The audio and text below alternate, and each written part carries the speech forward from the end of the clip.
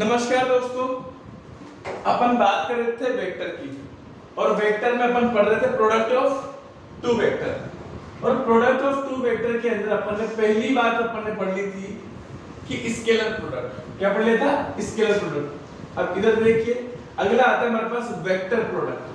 क्या आता है हमारे पास? Vector product. अगर मैं वेक्टर प्रोडक्ट की बात करूं तो इसका एक दूसरा नाम है जिसको अपन बोलेंगे डॉट क्रॉस प्रोडक्ट। क्या बोलेंगे? Cross product. ठीक। अब देखो, जिस तरीके से अपने स्केलर प्रोडक्ट की डेफिनेशन दी थी, सेम वही काम अपने को वेक्टर प्रोडक्ट में करना है कि अगर कोई भी दो वेक्टर का प्रोडक्ट एक स्केलर क्वांटिटी मिलती है तो वो स्केलर प्रोडक्ट कहलाता है, और कोई भी दो वेक्टर का प्रोडक्ट क्या कहलाता है? वेक्टर क्वांटिटी मिलती है तो क्या कहलाएगा? Vector product. तो क्या लिखेंगे इसके अंदर कि if product of two vector, if product of two vector is a vector quantity, is a vector quantity, then this product is known as vector product। Vector product. आई बात समझ? अगला पॉइंट अगर मैं बात करूं कि इसको डिनोट किससे करते हैं तो इट इज डिनोटेड बाय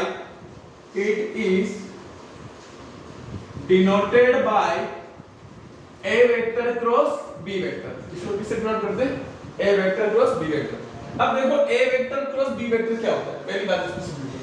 तो पहला पॉइंट यहां से मिलता है कि A vector cross B vector होगा क्या। तो मैंने कहा A vector dot B vector कितना आएगा? ए वेक्टर का मैग्नीट्यूड बी वेक्टर का मैग्नीट्यूड cos थीटा है ना। यहां पे भी क्या आएगा देखना, magnitude of A vector, magnitude of B vector, और यहां आएगा ये sin थीटा, और ये आएगा एनकेप। ये एनकेप क्या बताता है बच्चों? ये दोनों वेक्टर के परपेंडिकुलर, जो दोनों वेक्टर जिस प्लेन में होते हैं उनके परपेंडिकुलर वेक्टर को शो करता है। किसको शो करता है? उनके परपेंडिकुलर वेक्टर को। तो मैंने कहा ये आया हमारे पास A vector dot B vector cross B vector. आई बात समझ में? अब मैं यहां से आपसे बात करता हूं कि sin थीटा की वैल्यू कितनी आने वाली है। किसकी वैल्यू निकाल रहे हैं अपन? sin थीटा की, नंबर 2। तो मैं आपसे कहता हूं कि sin थीटा बराबर क्या आएगा। तो मैंने कहा magnitude of A magnitude of B को कहां भेजते? नीचे भेजते हैं, और एनकेप को भी कहां भेजते? शायद तो नीचे भेजते हैं। तो ये आ गया A vector cross B vector upon magnitude of A magnitude of B, और यहां से एनकेप। ठीक है, कोई परेशानी नहीं है? ठीक है। अब मैंने कहा मैं यहां से क्या निकालना चाहता हूं? एंगल निकालना चाहता हूं। क्या निकालना चाहता हूं? एंगल। तो मैंने कहा इसका मैं मैग्नीट्यूड लूंगा एंगल का, तो यहां से देखो एंगल कितना आ जाएगा। यहां से देखिए बेटा कि इसका होल मैग्नीट्यूड कितना आ जाएगा। अगर मैं इसका होल मैग्नीट्यूड लूंगा तो एंगल को अपन इस तरीके से लिख सकते हैं, थीटा बराबर sin इनवर्स, इधर देखिएगा,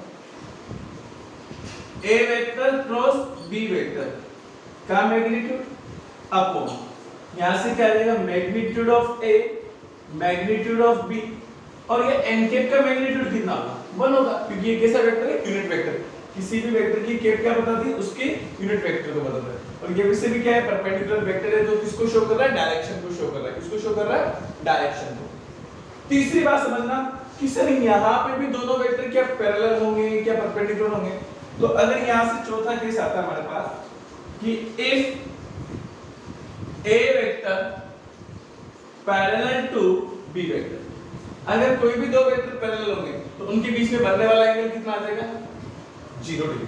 दो वेक्टर पैरेलल होते हैं तो उनके बीच में कितने डिग्री का एंगल बनता है? 0 का। तो यहां पे sin की वैल्यू क्या रखूंगा? 0 रखूंगा। तो sin 0 कितना आता है? 0। sin 0 की वैल्यू कितनी होती है? 0। तो यहां से क्या आ जाएगा? देन ए वेक्टर क्रॉस बी वेक्टर बराबर 0। आई बात समझे?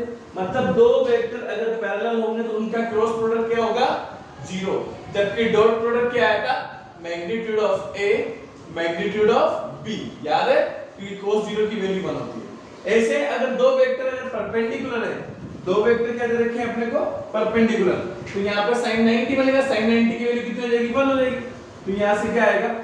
ए वेक्टर क्रॉस बी वेक्टर, तो कितना आ जाएगा? Magnitude of A magnitude of B और ये n कैप के बराबर है। क्लियर? आई बात समझ? क्योंकि sin 90 की वैल्यू कितनी आएगी 1। जबकि देखो अगर अपन डॉट प्रोडक्ट में दो वेक्टर परपेंडिकुलर होते हैं तो उनका डॉट कितना आता है? 0 आता है। a vector dot b vector कितना आता है? 0 आता है। क्लियर? अच्छा मेरी बात सुनना कि मान लीजिए अपन यहाँ पे नॉर्मल भाषा में अपने को दे रहे हैं, लेकिन अगर अपने को मान लो कि एक वेक्टर दे दिया, जैसे कि एक एग्जांपल में या 6 पॉइंट अपन ले लेते हैं कि मेरे को मान लीजिए a वेक्टर बराबर दे दिया a1 i के, इधर देखिए b1 j के प्लस c1 k के, ये कोई a वेक्टर, और दूसरा वेक्टर मुझे दे दिया b वेक्टर बराबर है ना, इसको मैं a1 a2 a3 कर लूंगा, a2 और a3 और b वेक्टर दे दिया मुझे b1 i के प्लस b2 j के प्लस c2 k के।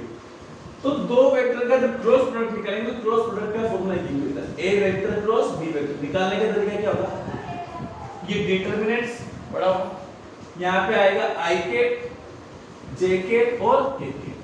ठीक, पहला वेक्टर कौन है? a वेक्टर, तो a वेक्टर का क्रॉस किसके साथ देंगे? b के साथ, तो यहाँ आएगा a1 a2 a3, यहाँ आएगा b1 b2 और b3। अब क्या डिटरमिनेंट्स को आपको सोल्व करना आता है? कैसे सोल्व करते हैं याद है? तो देखो एक्सपांशन मेथड से एक्सपांडिंग कैसे करते हैं कि देखो यहाँ पे हमेशा साइन लगाना है, ये पॉजिटिव फिर नेगेटिव और फिर पॉजिटिव। सबसे पहले पॉजिटिव की बात करूंगा तो पहली रो से एक्सपेंशन कर लेते हैं, इसको हाइड कर लिया, इसको हाइड कर लिया, a2 को किससे मल्टीप्लाई करेंगे? b3 से, तो क्या आएगा? a2 b3 माइनस b2 को किससे करेंगे? a3 से, तो क्या आएगा? b2 a3 और साथ में क्या आ जाएगा? i। अब यहाँ पे क्या है? माइनस, लेकिन माइनस का है तो माइनस पहले बाहर बैठा है। क्लियर? अब क्या करेंगे? इसको हाइड किया, इसको हाइड किया, a1 को किया b3 से, तो क्या आएगा? a1 b3 माइनस यहाँ पे b1 a3, तो ये b1 a3 और साथ में क्या आएगा? jk। अगला साइन कैसा है? पॉजिटिव, ये साइन देखो, साइन प्लस, देखो इसको हाइड कर दिया, इसको हाइड कर दिया, a1 को किया b2 से, तो क्या आएगा? a1 b2 माइनस बोलो b1 a2, b1 a2। कोई परेशानी है क्या? इस तरीके से अपन किसी भी दो वेक्टर, किसी भी दो वेक्टर का क्या निकाल सकते हैं? अपन क्रॉस प्रोडक्ट निकाल सकते हैं, है ना? इस क्रॉस प्रोडक्ट को क्या बोलते हैं अपन? Vector product. अगला पॉइंट देखना 7 नंबर का, ये बेहद इंपॉर्टेंट है, अच्छा टॉपिक है।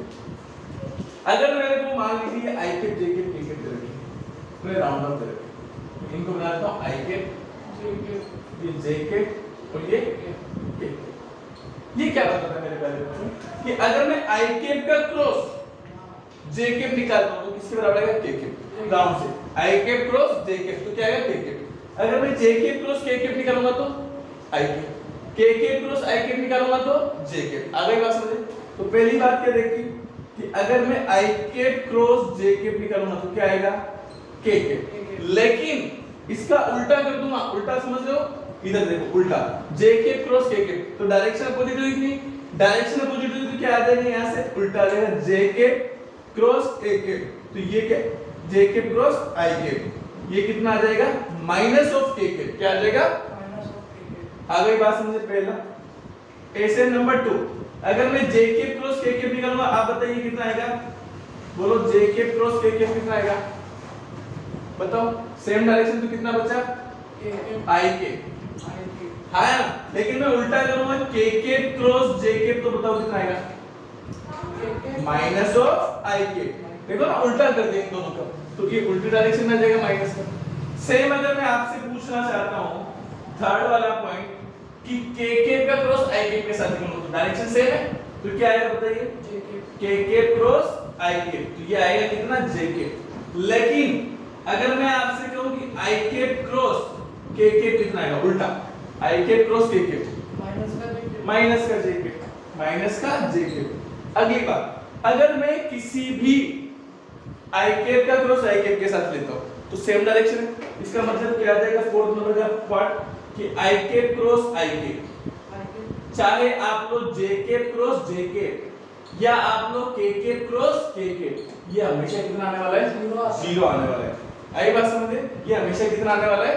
0 आने वाला है। तो एक बार लिखेंगे फटाफट इसको,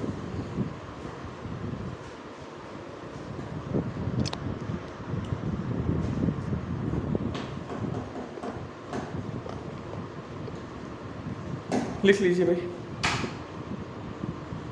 ठीक है भाई, देखिए नेक्स्ट इजी टॉपिक है भाई, कतई घबराने की आवश्यकता नहीं है। और फॉर्मूला बेसिस चैप्टर देखो, ये चैप्टर फोकट के अपने को 7 मार्क्स देता है। एक तो ये वाला हो गया, एक 3D हो गया, दोनों कतई इजी चैप्टर है।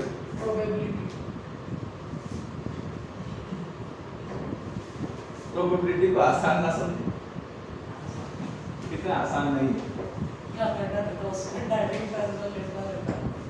प्रोबेबिलिटी, अच्छे को परेशान करता है। नेक्स्ट है कि देखो, अगर अपने को दो वेक्टर के परपेंडिकुलर कोई वेक्टर निकालना है, हाँ, तो देखो क्या है, perpendicular vector of two vector A vector and B vector.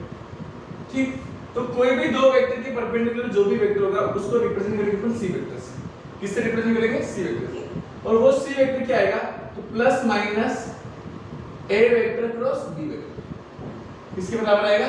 C vector बराबर किसके आएगा? A vector cross B vector. आई बात समझ? क्योंकि ये जो परपेंडिकुलर वेक्टर होगा ये इन दोनों वेक्टर जिस प्लेन में रखे उनके परपेंडिकुलर, ऊपर भी हो सकता है और नीचे भी हो सकता है। अगर ऊपर हुआ तो प्लस, नीचे हुआ तो माइनस। ठीक, दूसरा पॉइंट कि अगर मान लीजिए मेरे प्यारे बच्चों आपको कोई ट्रायंगल दे रखा है, क्या दे रखा है? कोई ट्रायंगल, ये ए बी सी, और इस ट्रायंगल की दो एडजेसेंट साइड दे रखी। पहली एडजेसेंट साइड है मेरे पास ए वेक्टर और दूसरी एडजेसेंट साइड मेरे पास है बी वेक्टर। पहली एडजेसेंट साइड क्या है? ए वेक्टर, दूसरी एडजेसेंट साइड क्या है मेरे पास? B vector. तब एरिया ऑफ ट्रायंगल क्या होगा? तो एरिया ऑफ ट्रायंगल, और यही इंपॉर्टेंट बात है एरिया ऑफ ट्रायंगल वगैरह की, इसका फॉर्मूला आएगा 1/2 magnitude of A vector cross B vector. अब A vector cross B vector तो निकाला सीख ही गए। अगर आपको क्या दे रखा है? तीनों पॉइंट के कोऑर्डिनेट दे रखे हैं। क्या दे रखे हैं? तीनों पॉइंट के कोऑर्डिनेट। तो जैसे ए बी सी के कोऑर्डिनेट दे रखे हैं, तो आप इसी एरिया ऑफ ट्रायंगल को ऐसा लिख सकते हैं 1/2 क्या BC एक पहली एडजेसेंट साइड और BA। आपकी इच्छा है AB तो फिर AC, आपकी इच्छा है CB तो C, कोई भी दो एडजेसेंट साइड लिख सकते हैं। तो किसी एक इनिशियल पॉइंट से स्टार्ट करेंगे, तो आप चाहो तो उसको क्या लिख सकते हो? BA vector cross BC vector, ये भी लिख सकते हैं। आई बात समझ रहे? क्या लिख सकते हैं? BC vector cross BA vector.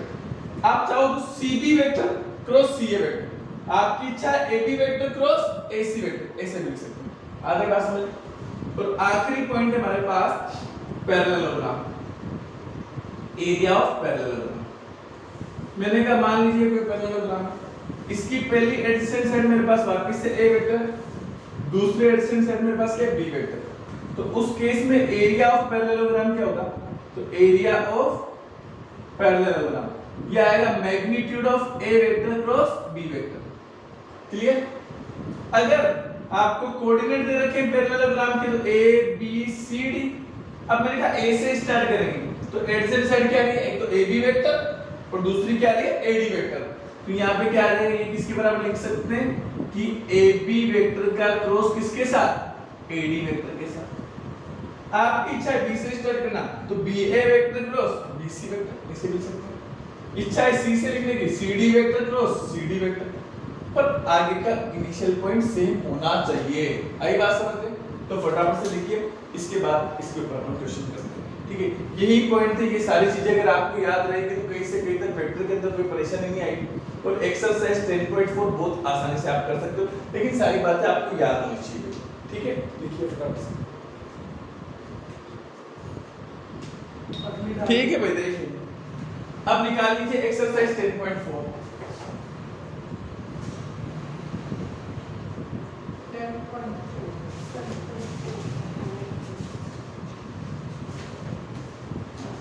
अगर बात करते हैं एक्सरसाइज 10.4 की, तो देखिए क्या होने वाला है। देखिए मेरे प्यारे बच्चों, फर्स्ट क्वेश्चन है मेरे पास कि find magnitude of A vector cross B vector. A vector और बी वेक्टर के क्रॉस प्रोडक्ट का क्या निकालना है? मैग्नीट्यूड। ये ए वेक्टर बराबर दे रखा है i के माइनस ऑफ 7j प्लस का 7k और आपको बी वेक्टर दे रखा है 3i minus of 2j plus का 2k। क्लियर? चलो अब मैं आपसे कहता हूं यहां से कि मैंने कहा A vector cross B vector कितना है, तो अभी अभी सिखाया मैंने ए वेक्टर क्रॉस बी वेक्टर कैसे निकालते हैं। ये डिटरमिनेंट्स यहां क्या आएगा बोलो, आई कैप जे कैप के कैप। आई कैप की कोएफिशिएंट क्या है बोलो 1, जे कैप के साथ -7, के कैप के साथ +7, यहां से आई कैप के साथ 3, जे कैप के साथ -2, के कैप के साथ +2। क्लियर? अब क्या करेंगे भाई, आई कैप के साथ इसको हाइड किया, इसको हाइड किया, 7 को 2 से किया तो माइनस का 14 माइनस, इधर देखिए -2 को 7 से करेंगे -14 आएगा और ये माइनस माइनस प्लस, फिर माइनस का जे कैप, इसको हाइड किया, 1 को 2 से किया 2 माइनस, 3 को 7 से किया 21 प्लस के कैप, इसको हाइड किया, इसको हाइड किया, 1 को -2 से किया -2, बीच में माइनस। अब देखो 7 को -3 से करेंगे, 3 को -7 से -21 और एक माइनस यहाँ पे प्लस का 21 आ जाएगा। क्लियर? ये दोनों क्या हो गए 0, यहाँ कितना बचेगा माइनस का 19 को माइनस से करेंगे तो 19 जे, यहाँ से देखो 21 -2 तो वापस से कितना आएगा 19 के। ये तो आ गया आपके पास A vector cross B vector.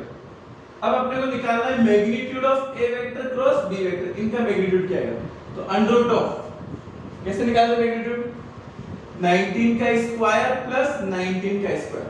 अब देखो यहाँ पे भी 19 का स्क्वायर, यहाँ पे भी 19 का स्क्वायर, स्क्वायर ओपन ना करें, दोनों सेम है ना, तो सीधा रूट के बाहर लेंगे, तो 19 का स्क्वायर बाहर लेंगे तो क्या आएगा 19 आएगा। यहाँ कितना बचेगा स्क्वायर बाहर लेंगे तो 1, यहाँ पे भी कितना बचा 1 + 1 कितना आएगा 2, अंडर रूट के, ये आपका आंसर। ठीक है, तो अब आपको एक्सरसाइज 10.4 के सारे एग्जांपल एक बार ट्राई करना है और आगे के क्वेश्चन को कोशिश करनी है। बाकी हंसते रहिए, मुस्कुराते रहिए, देखते रहिए मैथमेटिक्स का show. Okay, the next video.